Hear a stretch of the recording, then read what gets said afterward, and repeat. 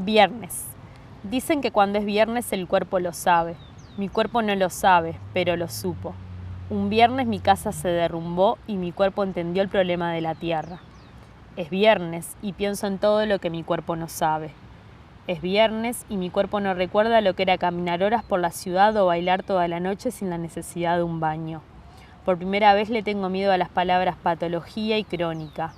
Es viernes y me pregunto, ¿cuánto sabe un cuerpo lejos del calendario gregoriano y el imperativo de la felicidad? ¿Cuánto sabe un cuerpo privado de libertad? Un cuerpo mutilado, un cuerpo dolorido. Es viernes y Dios se aprieta y ahorca. Es viernes y hay vidas que no cambian, panzas que siguen vacías, hijos que no vuelven, pueblos asesinados por el Estado. Es viernes y mi cuerpo desea una voz que susurre desobediencia.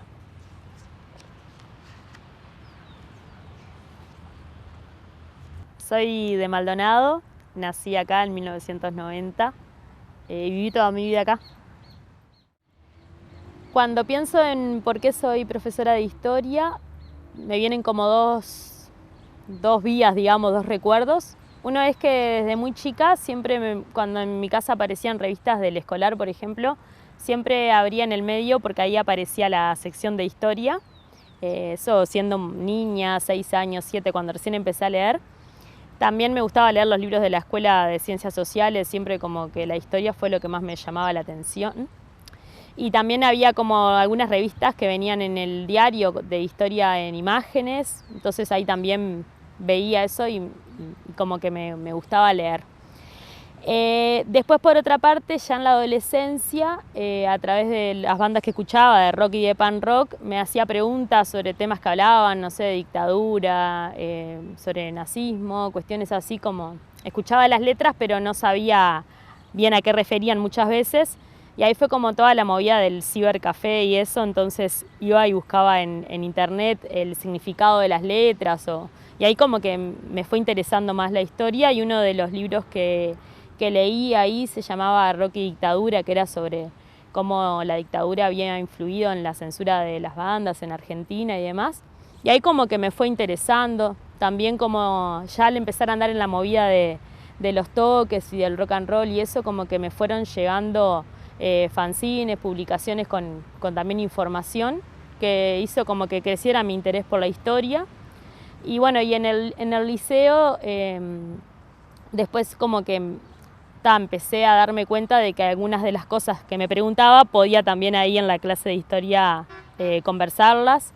Y ahí en sexto la profe me dejó dar una clase sobre nazismo y fascismo y como que me encantó. Y bueno, y ahí cuando terminé el liceo trabajaba, no me puse a estudiar enseguida, se me complicó porque bueno, no me arreglaban los horarios y demás. Y bueno, después me metí en el profesorado y ahí me gustó cada vez más. Y bueno, y ahora hace años ya que trabajo de profe. Y bueno, ahí como para mí la historia es una ciencia social, entonces como tal tiene como una cuestión que es una veracidad, podemos como entender y comprobar que determinados hechos ocurrieron, que determinadas experiencias se dieron de determinada manera. Tal vez que no me sitúo tanto como en eso de que solamente las fuentes escritas son la única verdad, sino que también me gusta mucho más la historia social y cultural, entonces como que para mí tiene mucho sentido la experiencia y la memoria también como parte de la construcción del conocimiento histórico, pero me parece que tiene una condición sí de ciencia, pero ciencia social, ¿verdad? Bueno, ahí como en cuanto a eso del rigor, creo que también hay como que saber definir si estamos hablando, no sé, de algo del pasado reciente. Bueno, está la historia, lo que dicen las fuentes, y está también la memoria, ¿no? Lo que las personas recuerdan, que siempre está como atravesado por la subjetividad y demás, que creo que tiene que tener un lugar, pero siempre como que creo que tenemos todos los elementos para poder contrastar. Creo que es como el principal desafío siempre viene dado de ese pasado reciente, que muchas veces, bueno, hay historiadores que dicen incluso como, bueno, que no es historia o que es más difícil construir la historia desde ahí. A mí me parece que no hay que descartar nada, sino más como poner en diálogo e intentar justamente, quizá que múltiples miradas, ¿no? Que permitan construir ese conocimiento histórico lo más capaz que abarque lo más posible otras miradas, porque si pensamos como en mismo la construcción de la historia, en la historia de la historia, bueno, hubo un tiempo que solo teníamos documentos para saber cómo habían vivido los grandes personajes. No sabíamos cómo habían vivido, no sé, los campesinos, mismo la historia de las mujeres fue invisibilizada durante un montón de años o nunca se escribió sobre lo que hacían las mujeres, o si se escribía era como, bueno, sí estaban relegadas al ámbito doméstico. Entonces creo que hoy por hoy como que hay ya como otras técnicas de investigación o otras nuevas preguntas que permiten como poder también darle ese rigor científico, podríamos decir, que propone la misma historia que se basa solo en las fuentes escritas. Creo que también la pregunta o las nuevas epistemologías ayudan como a poder construir desde otros lugares. Claro, sí, la historia es una interpretación, ¿no?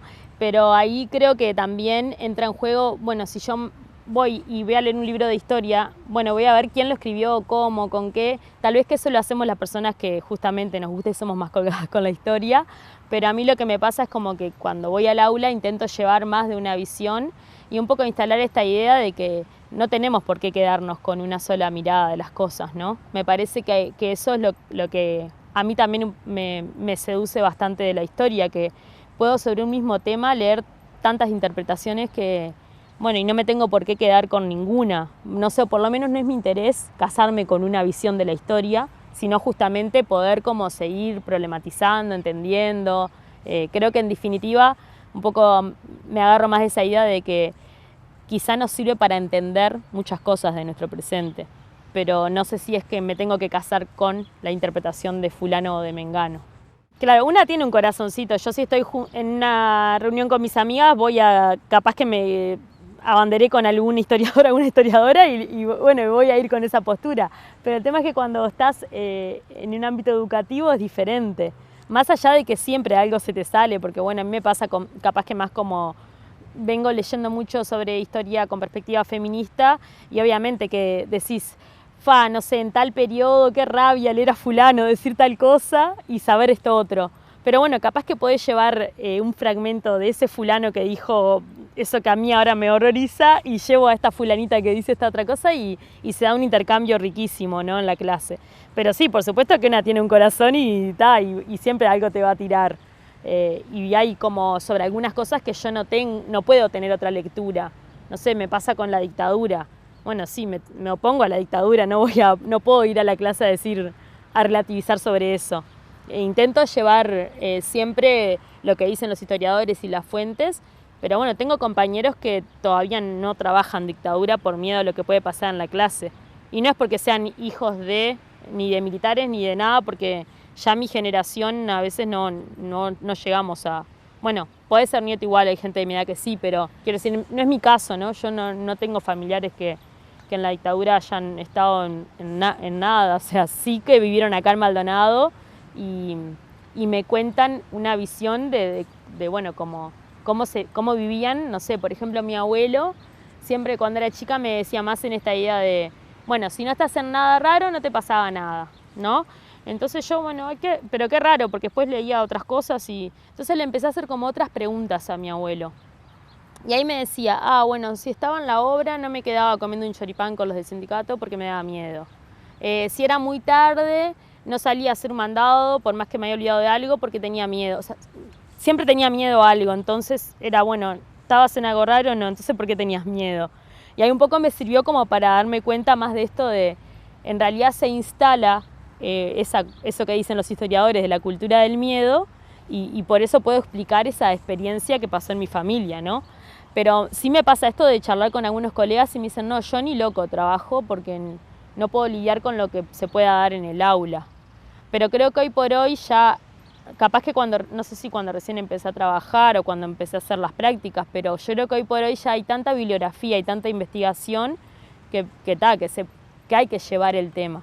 Y me pasa con eso de que capaz que es algo en lo que no puedo ser capaz que neutral o tan decir, bueno, vamos a escuchar todas las voces, ¿no? O no sé, con el nazismo, por decir justo dos temas que son como, bueno, como que requieren, creo, de un compromiso también. Es que el propio planteo de la objetividad, bueno, ya uno como docente elige una bibliografía elige determinados temas y elige llevar determinados recursos. Entonces como que ahora últimamente como con esto de algunos discursos que se promueven más quizá por las redes o a veces también mismo en la prensa, esta idea del adoctrinamiento, ¿no? O esta idea de que los profesores de historia adoctrinan y cuestiones así, un poco como que también hace que muchas veces los chiquines te digan, pero no se puede hablar de política. Entonces es como complejo, porque ¿cómo enseñás historia sin hablar de política? No, tenés que enseñar la historia de Uruguay del siglo XX. Vos tenés que decir, bueno, hubo un presidente, Valle Ordóñez, era del Partido Colorado, o sea, esas cosas, y nadie va a ir a discutir. Bueno, hay quienes dicen que le podían decir a Valle, no sé, comunista o lo que fuera, ¿no? En la época. Pero el tipo era del Partido Colorado y era un liberal y esas cosas como que, bueno, hay fuentes para decir eso y yo por decirte eso no te estoy adoctrinando. Entonces como que a veces es muy difícil esto de decir, bueno, la historia, esto que te estoy trayendo acá es lo que dice fulano, mengano, son las fuentes, esto es así, pero te tengo que hablar de política, no es política partidaria, no como esa explicación de cómo también está tan prendida la idea de que política es política partidaria, ¿no? Entonces como bueno, a veces ahí como recién cuando llegan a cuarto, quinto, si tienen algún profe de filosofía que problematice un poco más sobre el concepto de política, a veces ayuda, ¿no? Para hablar con los chiquilines, pero si no se instala mucho esta idea del adoctrinamiento, que está salada.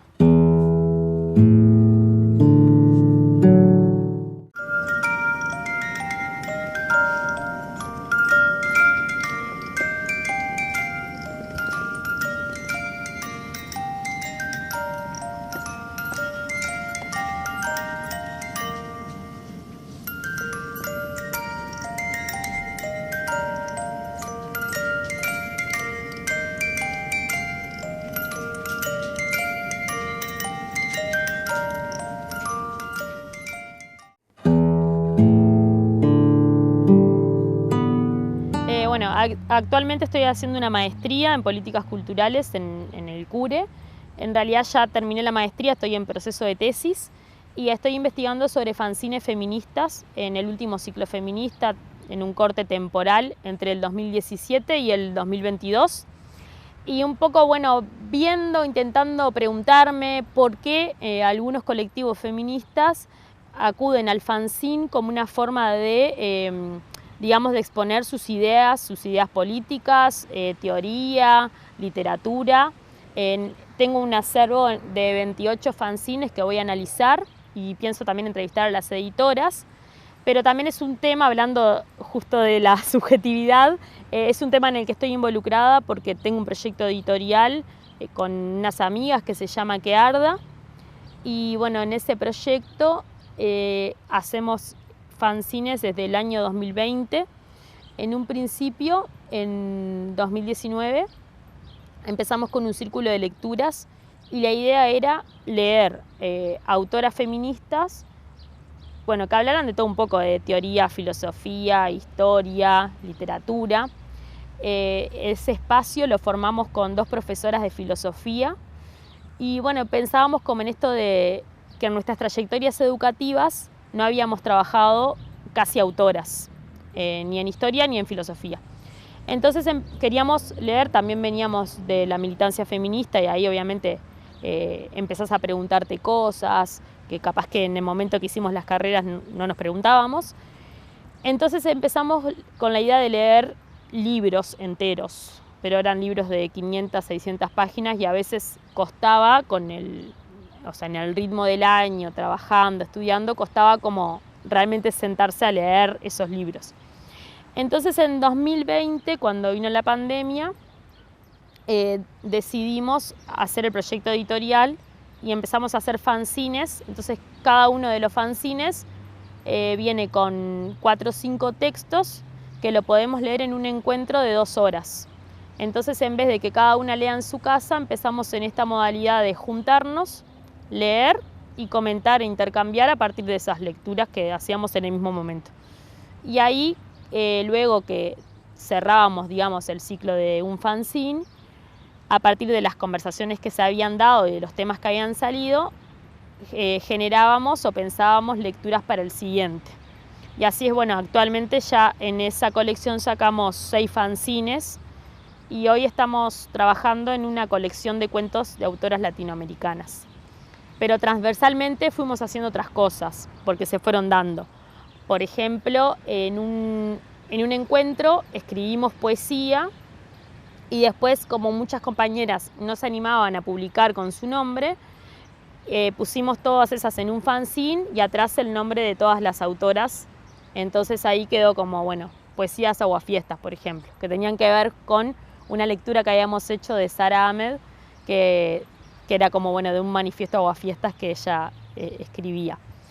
Después hicimos en 2 ocasiones convocatorias después de los 8 de marzo a que se enviaran relatos, poesías, cuentos o lo que fuera de cómo se había vivido el 8 de marzo en Maldonado, y luego eso también terminó siendo un fanzine que editamos y publicamos. Un fanzine es una publicación que por lo general tiene entre 20 y 50 páginas, por lo menos los que hacemos nosotras.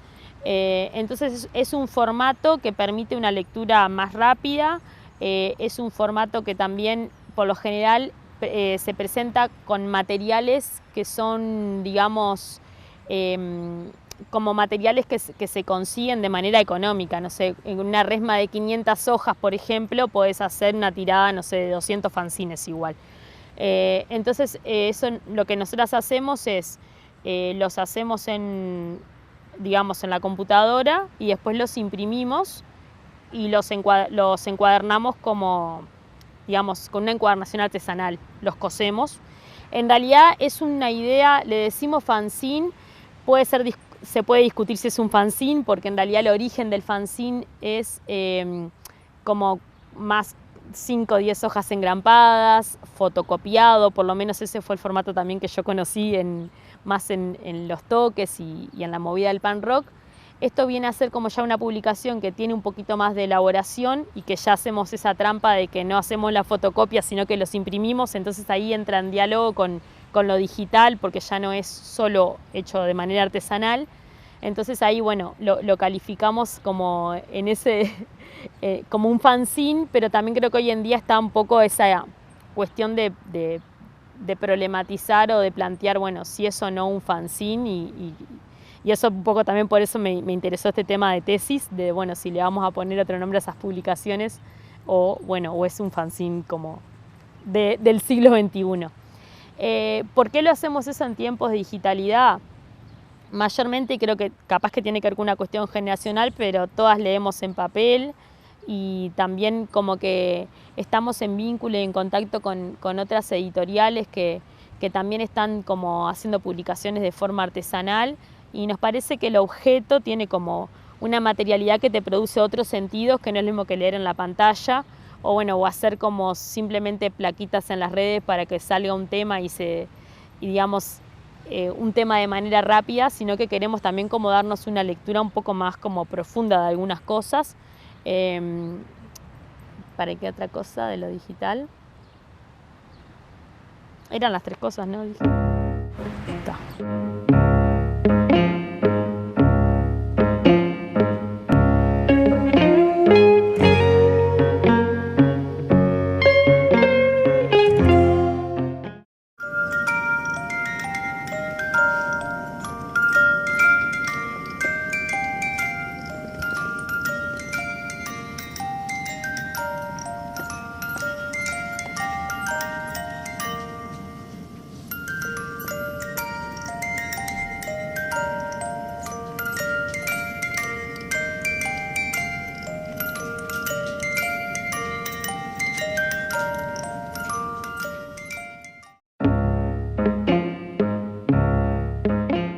Bueno, ahí el feminismo lo podemos definir como un movimiento político y social que, en definitiva, según de qué feminismo estemos hablando, podemos decir que puede ser un movimiento de reivindicación por la igualdad de los sexos, o podemos decir que también es un movimiento que lucha por los derechos de las mujeres. Por 2 definiciones un poco bien de diccionario, ¿no?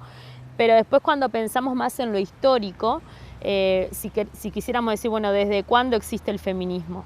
Bueno, eso también es un problema, porque en realidad muchas mujeres que lucharon por los derechos o que hicieron la igualdad o alguna de las cosas que dije anteriormente, no se consideraban feministas. De hecho, uno de los momentos que se dice que es el feminismo de la primera ola, que se sitúa en el contexto de la Revolución Francesa, en realidad esas mujeres no se decían que eran feministas.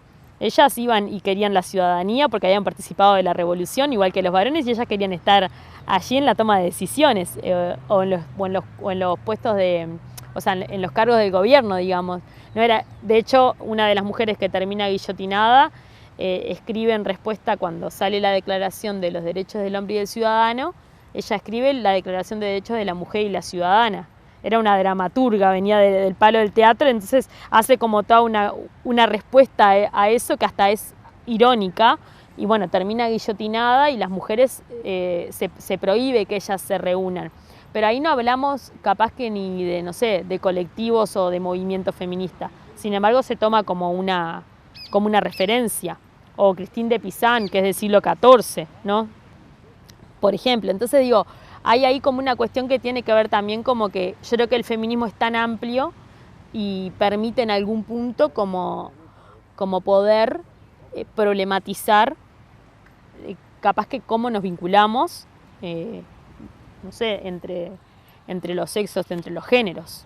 No lo entiendo tanto como una cosa, bueno, esto se opone al machismo, por ejemplo, ¿no? Porque eso también es una estructura como más arraigada, que tiene que ver con determinadas prácticas, y creo que el feminismo es como tan plural que de hecho podemos como hasta, no sé, el año pasado habíamos estado leyendo sobre feminismo islámico, por ejemplo, ¿no? Ni siquiera se nos ocurre porque pensamos que es algo reoccidental también. Entonces como que hay tantos, o feminismo comunitario, feminismo indígena, tanto para leer y para entender, que muchas veces como eso de encerrar el feminismo como una sola cosa y eso que va, no sé, en contra de los hombres o simplemente quiere la igualdad de los sexos, termina como yendo en contra del mismo movimiento, ¿no? Porque también pasa de que el feminismo no es solamente querer igualdad para que, no sé, para que las mujeres sean presidentes. No, en realidad tiene que ver como algunas veces, o por lo menos más como en los colectivos que yo me muevo, con hacernos una pregunta de cómo queremos vivir y bueno, y por qué señalamos que el sistema es patriarcal o por qué señalamos que en la sociedad hay machismo. Bueno, la realidad es que sufrimos acoso, abuso sexual, hay femicidios cada poco tiempo. Entonces me parece que eso nos puede dar cuenta de, bueno, hay algunas cosas que tenemos que cambiar. Que me parece que no es solamente que para las feministas eso, ¿no? Sino creo que toda la sociedad puede aprender del feminismo. Y a mí me parece que hay una cuestión que en esto de es unismo, bueno, tal vez que más que verlo así, podríamos verlo como una invitación a pensar otras cosas, ¿no? O a darnos otras discusiones. Creo que igual el problema está en cuando se usa esas, como digamos, algunas cualidades de la mujer, en realidad más para la opresión que para reivindicarla como tal. Por ejemplo, uno de los problemas en este contexto que hablaba de la Revolución Francesa es que las mujeres son consideradas, o sea, en ese momento fueron excluidas. Luego, cuando son incorporadas y se las considera ciudadanas, bueno, no son ciudadanas en la misma condición que los hombres. Porque, por ejemplo, una mujer necesita licencia maternal. Bueno, un varón no tiene la licencia maternal. Hoy por hoy ya estamos en otro paradigma y bueno, y por supuesto que se discute todo el tema, bueno, de la crianza con los padres también y demás, pero si pensamos en, no sé, en hace 100 años, no, digamos, hay como muchos derechos, si pensamos solamente en la agenda de derechos, que son exclusivamente para las mujeres porque tienen determinadas cualidades.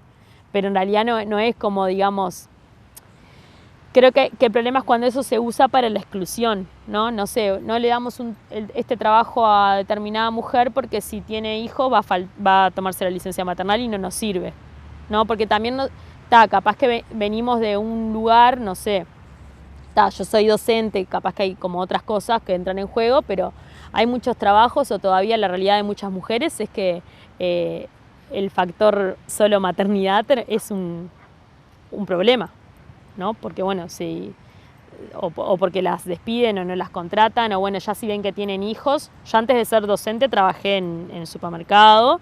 Bueno, si tienen hijos ya es como la que va a complicar porque ya te va a tomar el día para ir a llevar al niño al control, un día no va a tener con quién dejarlo y te va a faltar. Digo, son cosas que las escuché, ¿no? en esos lugares. Entonces digo, me parece que sí hay como muchas cosas que quizá son propias sí, del género femenino, pero también son utilizadas para, para la opresión, para la exclusión y no tanto para como una reivindicación. No se pasa ahora, bueno, hay una baja tasa de natalidad. Bueno, no, el problema es el aborto. No, bueno, no es el problema del aborto porque desde la década del 50 que Uruguay está en esta misma transición demográfica y el aborto es legal hace 13 años. Pero entonces, ¿por qué no se piensan políticas más amigables con las mujeres que desean ser madres y capaz que no pueden ser porque tienen que estar todo el día trabajando o viendo cómo van a sobrevivir? ¿No? Que también es una realidad, no sé, tanto en eso que digo, bueno, en qué tanto la sociedad o qué tanto las instituciones contemplan la maternidad como algo que tiene que ser acompañado. Que eso también es una discusión que traen los feminismos, ¿no? Nosotros tenemos un sistema de cuidados que prácticamente no funciona. Tenemos ley de avanzada, pero no funciona. No, sí, claro. Y hay hombres que no son machistas también. Claro, no, por eso no es una cuestión biológica, ¿no? Por eso esta idea de que es una cuestión cultural.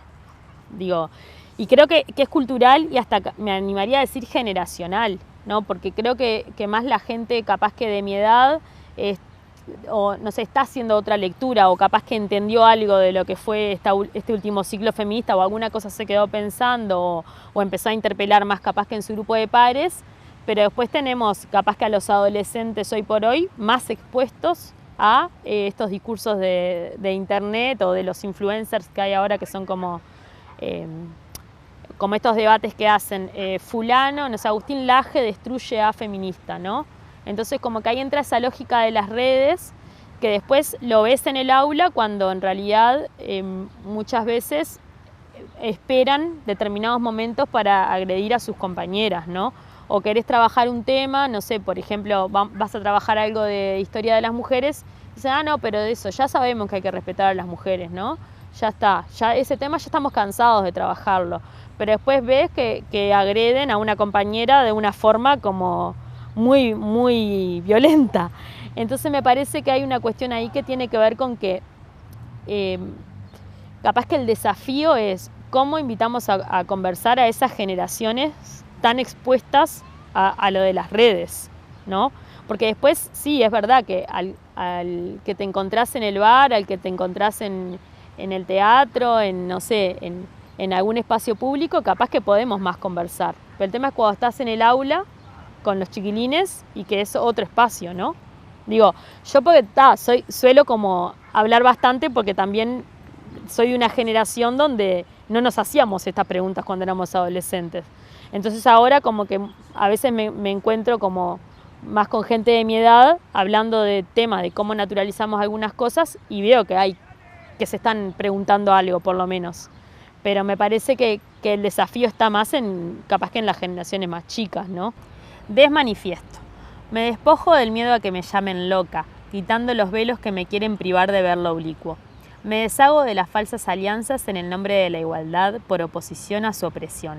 Me desenredo de los hilos tensos y la soga que amenaza la vida. Me desheredo del sacrificio y el esfuerzo en mi reivindicación del goce. Me desafilio de los partidos políticos y deportivos y todo lo que se resuelva hinchada mediante. Me desahogo cada vez que puedo en la soledad de mi cuarto. Me desarmo en los procesos lentos y la falta de lectura colectiva. Me deconstruyo en mis formas de amar, aunque la palabra se vuelva moda. Me desarraigo como obsesión de volar más lejos y práctica de desapego. Me desprendo los botones que aprietan mi cuello para que me calle. Me desabrocho el pantalón ahora que no tengo un abdomen plano.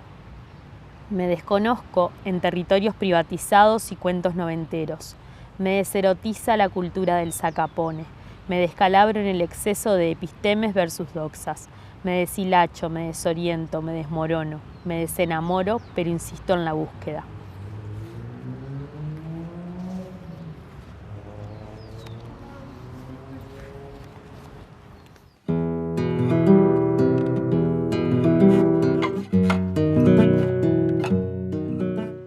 Las poesías que leí son de este poemario que se llama Un deseo más, que es una autopublicación hecha por la editorial Que Arda.